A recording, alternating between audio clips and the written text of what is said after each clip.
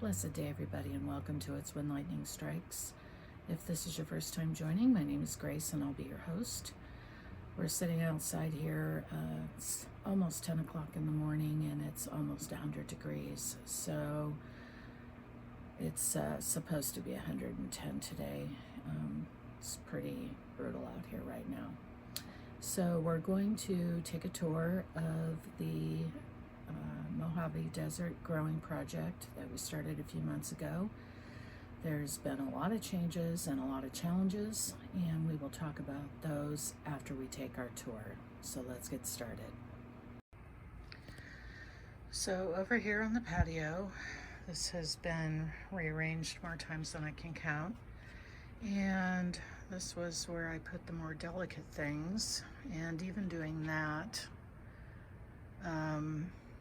I had to filter out the sun. So I used some curtains balances that I used to have that look like rainbows. So that's exciting because it looks like a rainbow exploded all over this yard. There's a new watering center over there, and that has to be repurposed because that got too much sun. We have too much sun already. I have a watering dish right here. I do have some lavender over there. I'm gonna head that way.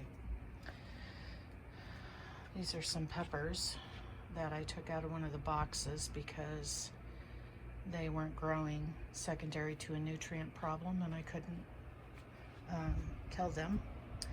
Arizona wildflowers. My hose leaks when I have it on, and so I'm catching all that water, and so this is an additional watering station for the birds. Mainly the grackles love to play in here. And then this is what we have going on right now. So it's vastly different than what we had before. Let's start over on the far side. So I call this the Spirit of the Rainbow Garden Center now. See, I have all kinds of stuff going on. So we have our watering station over here. And then under this bush, I made a dirt box for the quails. So the mama quail and her baby quail like to come in here and dig around. So I made them an official digging dirt box. So that's pretty cool. And then we have bag upon bag. I've elevated everything using old curtain rods. So I've tried to repurpose everything that there is. So we've got some wormwood. In here we have yarrow growing.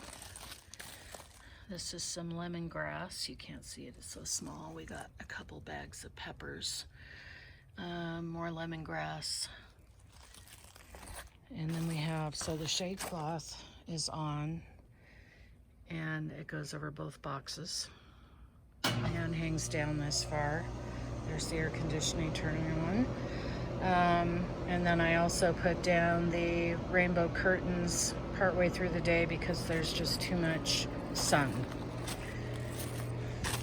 So over here, we've incorporated this lovely tree person in our garden, and we have some new sunflowers growing. We have another watering center, and we have 2 bags of chamomile climbing under here, so you can see. And then we have crawling under here more bags of stuff. So this is what it looks like from the inside. Everything is just sprouting. This is calendula. This is hyssop.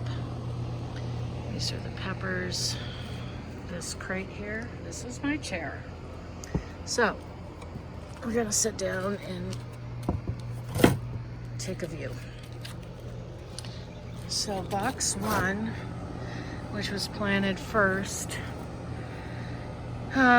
we've had a nutrition problem, so I've created more work for myself than one could ever dream of. I've had to replant the peppers, which are coming up and look really great since I corrected my nutrition issue. My marigold is doing really well, and my calendula back there is doing great. This tomato plant is all the way up to the top of his tomato cage, and then I made this string structure. So it comes down in 6 spots, it ties to the cage, and then that right there is a tomato clamp. So I can use those and am guiding the tomato plant up, so you can kind of see those throughout here. This is obviously more than one tomato plant because I am crazy about planting seeds.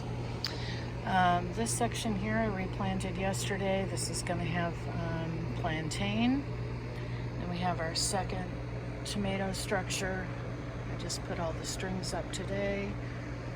And then we have new peppers down there and some onions, which I'm figuring are not really a summer crop, but we're gonna let them go. Over here we have green bean people, which I had to start all over again, secondary nutrition issues.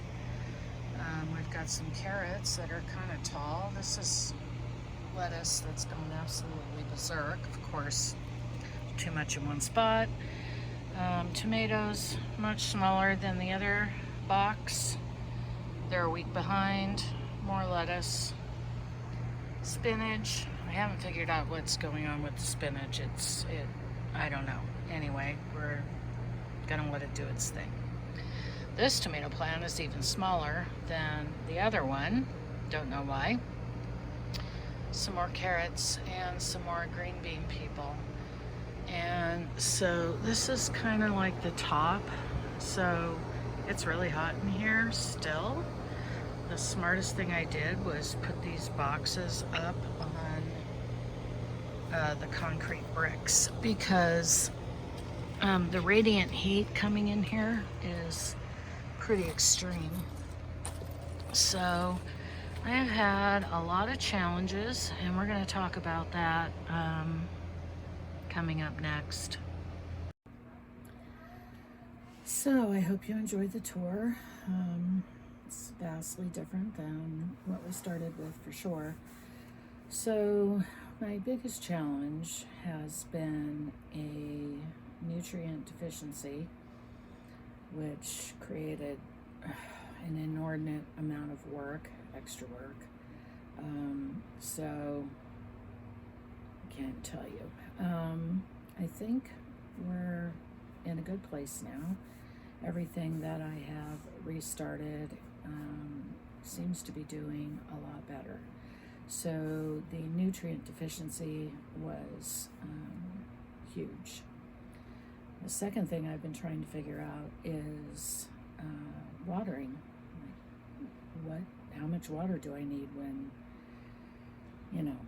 it's 110 degrees or 113 degrees and the overnight low is, maybe in the 70s if we're lucky. So that's kind of an experiment in progress as well. Trying to make sure they have enough, but not too much.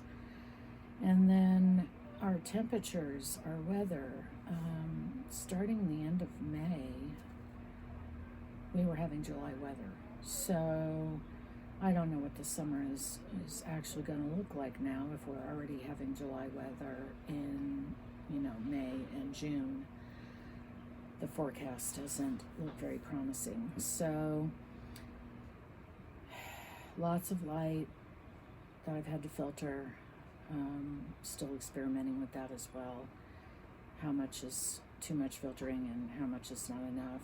The radiant heat out where the garden boxes are, because they're sitting on a stone slab and all of it's gravel out there. That's been a lot to contend with as well. So between the shade cloth and the balances that I've put up, that has significantly decreased how hot the rock slab and the rocks are getting. although they still are heating up quite a bit. So, don't know how this is going to turn out, but we keep persevering through whatever is happening here. And I guess we can learn a lot from this, mainly not to give up.